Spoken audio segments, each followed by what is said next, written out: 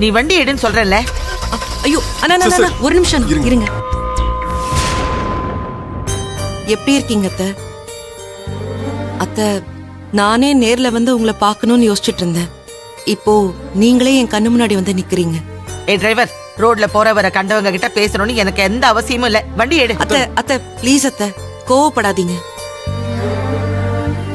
நீங்க என் மேல கோவமா இருக்கீங்கன்னு எனக்கு தெரியும். ஆனா இன்னும் எத்தனை நாளைக்கு அத்தை இப்படியே இருக்க போறீங்க?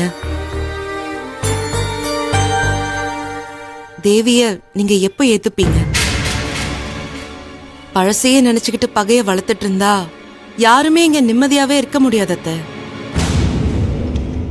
நடந்தது நடந்துருச்சுன்னு எல்லாத்தையும் மறந்துருங்க.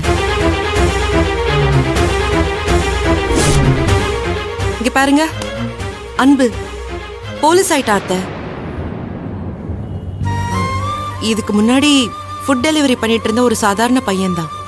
ஆனா இன்னைக்கு அவன் எஸ்ஐ. உங்க பொண்ணு என் தம்பியை கல்யாணம் பண்ணிக்கும் போது வேணா அவன் சாதாரணமா இருந்திருக்கலாம். ஆனா இப்ப கவர்மெண்ட் வேலை, சப் இன்ஸ்பெக்டர், கௌரவமான வேலை, மாசமான ஒரு நியாயமான சம்பளம், தரமான நிரந்தரமான ஒரு வேலை. உங்க பொண்ணு இப்போ நல்ல இடத்துலதான் வாழறான்னு நீங்க நம்புங்களேன். அன்பு ஷாலினியும் ஒண்ணு சேர்ந்த கோவத்துல தானே நீங்க இன்னைக்கு வரைக்கும் விக்னேஷன் தேவியையும் பிரிச்சு வச்சிருக்கீங்க. தயவு செஞ்சு தேவியை கூட்டிட்டு போங்க அத்தை.